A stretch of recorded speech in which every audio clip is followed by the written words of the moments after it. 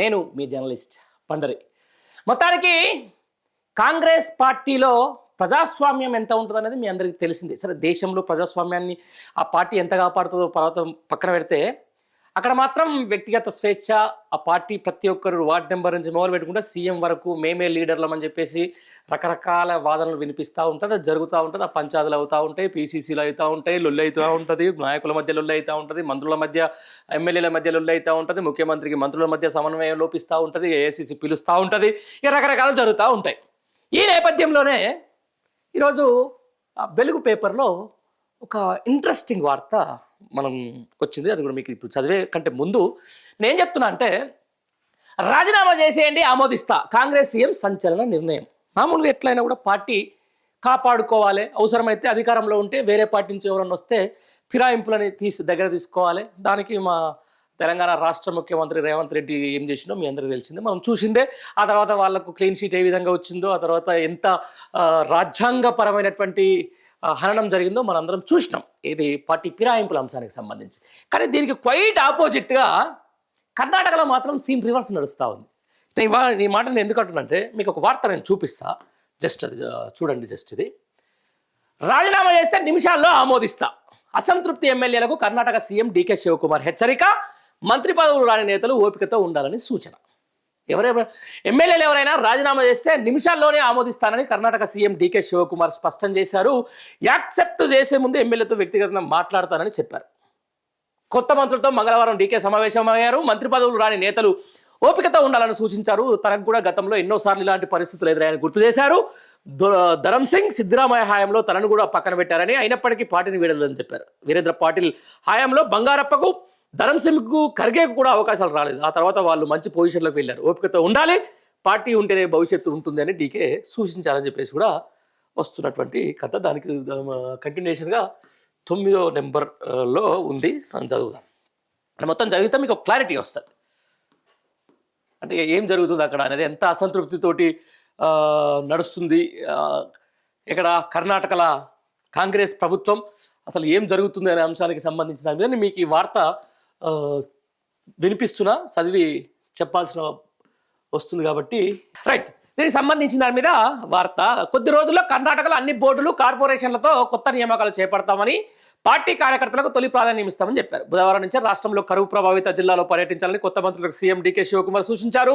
ప్రజల సమస్యలను నేరుగా తెలుసుకొని పరిష్కార మార్గాలు చేయాలని చెప్పేసి కూడా చెప్పాడు. కృష్ణప్పకు మద్దతుగా సామూహిక రాజీనామాలు అనేది లెక్క. అసలు ఏం జరుగుతుంది కర్ణాటకలో అనే దాని మీద ఒకసారి చూస్తే, సోమవారం జరిగిన మంత్రివర్గ విస్తరణలో మొత్తం 19 మంది ఎమ్మెల్యేలు మంత్రులుగా ప్రమాణం చేశారు. దీంతో తనకు మంత్రి పదవి దక్కలేదనే అసంతృప్తితో కొందరు ఎమ్మెల్యేలు రాజీనామా చేస్తామని బహిరంగ ప్రకటించారు. ఎమ్మెల్యే ఎన్సార్ శ్రీనివాస్ తన కర్ణాటక ఆర్టీసీ చైర్మన్ పదవికి రిజైన్ చేస్తున్నట్టు ప్రకటించారు. రైతు కొడుకు రాజకీయాల్లో ఎదగడం చాలా కష్టం, పెద్దల అండదండతో లేకపోతే డబ్బో లేకపోతే అవకాశాలు రావట్లేదంటూ ఆయన మీడియా ఎదుట ఆవేదన వ్యక్తం చేశారు.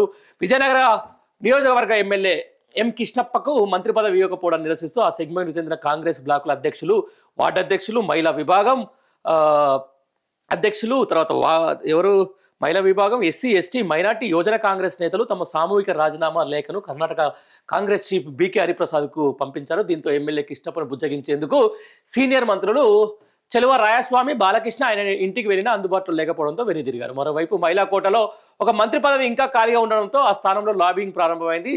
సందూరు ఎమ్మెల్యే అన్నపూర్ణ తుకారం తన తండ్రితో కలిసి సీఎంని కలిశారు. కాగా మంత్రి పదవి రాకపోవడంతో రాజీనామా చేస్తారని ప్రకటించిన ఎమ్మెల్యే బేలూరు గోపాలకృష్ణ సీఎం శివకుమార్తో భేటీ అనంతరం తన నిర్ణయాన్ని మార్చుకున్నారు అనేది వార్త. ఒకసారి చూడండి, అంటే ఇది కాంగ్రెస్ పార్టీ అనే దాని మీద ఎట్లా ఉంటుందంటే వ్యవస్థ, ఇంత కథ. ఢిల్లీ నిర్ణయం చేయాలి, ఒకరి చేతిలో పార్టీ పెడితే ఏం చేస్తారో ఏం కథ అవుతుందో కూడా తెలియని పరిస్థితి. పంచాయతీలు, ఏఐసీసీ అనేది, పీసీసీలు అనేది అయితే ఏం చేయాలంటే వాళ్ళ కథ అంతా కూడా మొత్తం ఈ పంచాయతీల మీదే దృష్టి సారించారు. ఎస్, తెలంగాణ రాష్ట్రంలో కూడా త్వరలోనే మంత్రివర్గ విస్తరణ జరుగుతూ ఉందని చెప్పేసి అంటా ఉన్నారు. దాంట్లో భాగంగానే ఎప్పటి నుంచో మంత్రి పదవి కోసం ఆశిస్తున్నటువంటి కొంతమంది ఉన్నారు. దాంట్లో ముఖ్యంగా మునుగోడు ఎమ్మెల్యే రాజగోపాల్ రెడ్డి.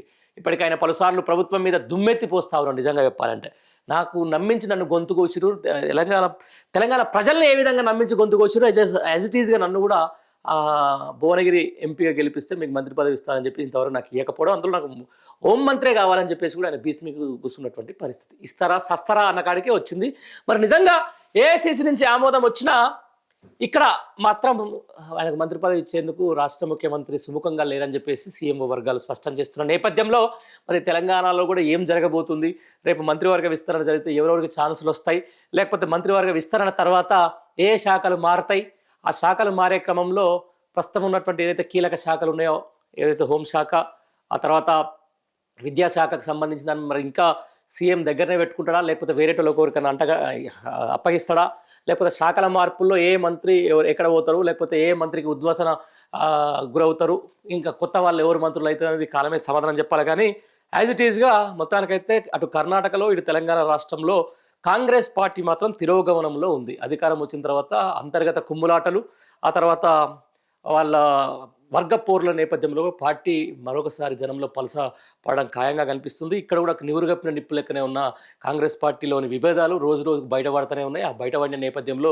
ఏఐసిసి దగ్గరికి వెళ్తూనే ఉన్నాయి, పంచాయతీలు చెప్తూనే ఉన్నారు, తెంపుతూనే ఉన్నారు. అయినా కానీ ఎక్కడ ఎమ్మెల్యేకు అక్కడ మంత్రులకు పడతలేదు, మంత్రులకు రాష్ట్ర ముఖ్యమంత్రికి మధ్య సమన్వయ లోపం ఉంది. పరిపాలన అవగాహన రాహిత్యం వల్ల వీళ్ళ మధ్యలో ఆ శాఖలో ఈ శాఖ, ఈ శాఖలో ఆ మంత్రి ఈ శాఖలో అడుగు పెడుతున్నారని చెప్పేసి జిల్లాలకు సంబంధించినటువంటి కొంత మంత్రులు మాయా జిల్లాలకు వచ్చి ఎందుకు పెత్తనం చేస్తున్నారని చెప్పేసి అక్కడ జిల్లాకు సంబంధించిన ఇన్ఛార్జి మంత్రులు గగ్గోలు పెడతాం కూడా మనం చూస్తూ ఉన్నాం. ఏదేమైనా కూడా చూడాలి. మొత్తానికైతే డీకే శివకుమార్ ఈ ప్రకటన ద్వారా నిజంగా ఏం జరగబోతుంది కర్ణాటక రాష్ట్రంలో, అక్కడ కొత్తగా మంత్రివర్గం ఏ విధంగా పనిచేయబోతుంది, మంత్రి పదవులు రాని వాళ్ళు ఏ విధంగా వాళ్ళు తదుపరి నిర్ణయం తీసుకుంటారో కాలమే సమాధానం చెప్పాలి. దానికంటే ముందు ముఖ్యంగా సిద్ధరామయ్య ఎవరైతే ఉన్నారో, సిద్ధరామయ్య అక్కడ స్ట్రాంగ్ లీడర్గా ఉన్నాడు. భవిష్యత్తులో నేను రాజకీయంలో మళ్ళీ ప్రత్యక్ష ఎన్నికల్లో పాల్గొనని చెప్పేసి కూడా ఆయన ఒక ప్రకటన కూడా చేసిండు. కానీ ఆయన నమ్ముకోనున్నటువంటి వర్గం అంతా కూడా ఈరోజు డీకే శివకుమార్కు వ్యతిరేకంగా వెళ్తూ ఉన్నారు. ఆ వెళ్ళిన క్రమంలో మరి రేపు దీని ప్రభావం కర్ణాటక కాంగ్రెస్పై ఎంత పడుతుంది అనేది కాలమే సమాధానం చెప్పాలి. Thank you.